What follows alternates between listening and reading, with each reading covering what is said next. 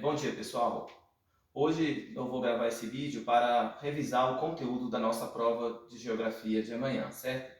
O tema é megacidade e cidades globais. São algumas questões que nós já fizemos atividades sobre elas, né? Sobre esse tema aí, que nos exercícios anteriores, que eu coloquei na prova e achei bom também dar uma revisada com vocês. Por isso estou gravando esse vídeo aqui para explicar um pouco sobre esse conteúdo, né? Megacidades. Megacidades é um termo criado aí pela ONU, Organização das Nações Unidas, né, para cidades que têm mais de 10 milhões de habitantes, certo? Nós sabemos que com o advento da Revolução Industrial, na segunda metade do século XVIII, as pessoas saíram da área rural e foram para a área urbana, aumentando em muito a população da área urbana, fazendo com que vilas, cidades crescessem muito ao ponto de se tornarem aí uma grande cidade, uma metrópole, né, uma megalópole. Isso ocorreu devido justamente a essa população que se deslocou da área rural para a área urbana. Mas muitas vezes a área urbana ela não oferece condições, né, de vida para as pessoas, para todos, né, todos os seus habitantes, fazendo com que surjam aí alguns problemas nesses grandes centros urbanos. Um fator também que contribui muito para essas megacidades, além da população, é que como elas crescem muito, nós temos aí essa ação da conurbação. O que é a conurbação? Conurbação é quando uma cidade, né, um município, ele cresce tanto que se aproxima de outro município, dando origem aí a uma grande cidade, né? Apesar de que com a conurbação, uma cidade não vai se fundir em outra para que venha se tornar uma única cidade.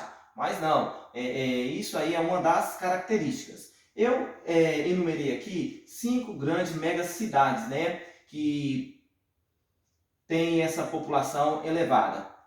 A primeira é Tóquio, que tem 30 milhões de habitantes, né?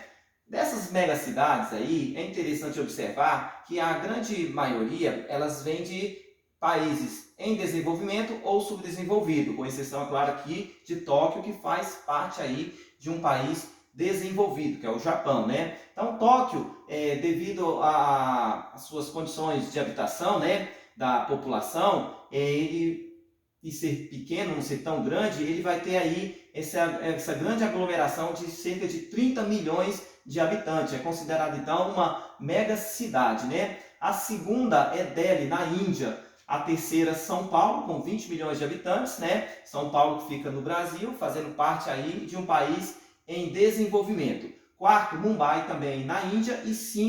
E quinto colocado, Cidade do México. Se nós formos observar, essas cidades, com exceção de Tóquio, do segundo ao quinto lugar, eles vão ter uma característica, são países em desenvolvimento, né? Aonde nós vamos ver aí todo um aglomerado de pessoas em uma determinada região. Por que isso ocorre? Porque essas cidades elas vão dar condições melhores de vida para as pessoas que para lá se deslocam. Por exemplo, São Paulo, né? São Paulo é a maior cidade do Brasil, tem o maior contingente populacional aí e oferece as melhores condições de vida para o brasileiro, né? E não podemos esquecer que São Paulo também é a principal cidade brasileira. Por quê? Porque em São Paulo que está o maior parque industrial, em São Paulo que vai estar as melhores ofertas de emprego e por aí vai. Isso também ocorre com essas demais cidades aí que nós citamos, né? Como Nova Delhi, Tóquio, Mumbai, Cidade do México, e fazendo com que se tornem aí cidades de atração. Por quê? Porque nesse contexto, nós temos as cidades de atração, que atraem as pessoas, e as cidades de repulsão, que expulsam as pessoas. A cidade de atração, nós já sabemos, que oferece condições de vida, condições de ascensão social, de emprego, de moradia, apesar de que muitas cidades aí, muita mega cidade, as condições de moradia são precárias, não oferecem infraestrutura para a população.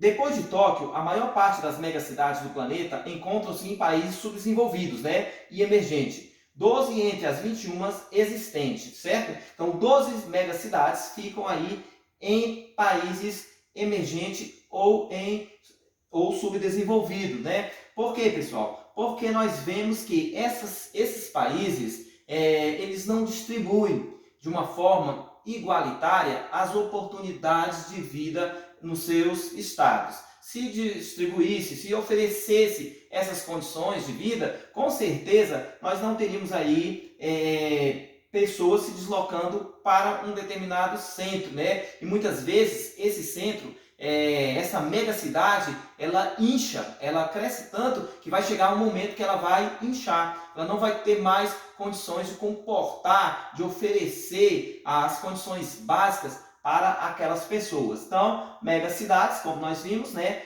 são cidades que têm cerca de mais de 10 milhões de habitantes, né? Esse termo aí foi criado pela ONU. Então, as cidades, elas não ficam paradas, né? Elas vão sofrendo transições. De cidade, ela se transforma em metrópole, em megalópole e por aí vai. E existe megacidades que ela não só influencia o seu local, né, o seu país, mas também como ela vai ser relevante para os demais países do mundo. É o que nós vamos chamar de cidades globais. O que são cidades globais? Cidades globais são aquelas cidades em que elas vão influenciar a vida da população daquele centro, daquele país ou de outros países. Se nós pegarmos o Brasil mesmo, né? O Brasil, ele muitas vezes, ele é influenciado por uma cultura de uma mega cidade global. Por exemplo, Nova York, quando nós vemos aí a moda de Nova York influenciando o Brasil, o que é produzido lá, os filmes que é produzido nos Estados Unidos e por aí vai, né? Então, as cidades globais possuem grande importância para a economia mundial. São cidades que influenciam a economia mundial, ou seja, transforma, modifica o padrão daquela economia. Se acontecer algum desastre econômico em uma cidade global, pode ter certeza que as demais cidades irão sofrer com esse impacto aí, né? E aqui nós temos algumas características dessas cidades, da importância para a economia mundial dessas cidades globais, né? A importância aí dessas cidades. Por exemplo, elas têm uma elevada concentração populacional. Toda cidade global ela vai ter uma elevada concentração populacional, apesar de que isso aí não é muito importante para a economia mundial, a não ser que em outro fator venha contribuir.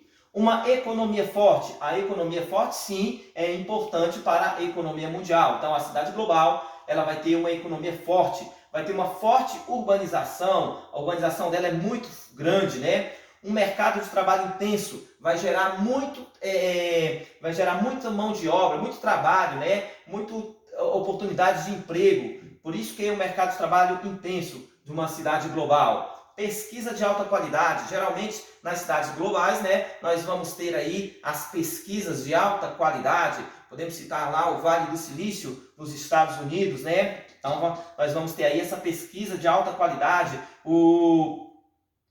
uma tecnologia de ponta, tecnologia que é desenvolvida na cidade global, geralmente são tecnologias de ponta que nós vamos usar em um determinado momento da nossa vida, certo? Então, aqui nós temos aí algumas dessas características das cidades globais, certo? Fazendo com que elas se tornem relevantes aí para as demais capitais do mundo, para as demais cidades do mundo. Aqui nós temos algumas cidades globais, como Tóquio no Japão, Londres no Reino Unido, Paris na França, Nova York nos Estados Unidos, Pequim na China, Madrid na Espanha e São Paulo no Brasil, né? Aonde elas irão apresentar uma certa característica. As cidades globais, elas geralmente apresentam aí essas características. É verdade que em países em desenvolvimento ou em subdesenvolvido, as cidades globais muitas vezes elas não acompanham aí algumas características das cidades globais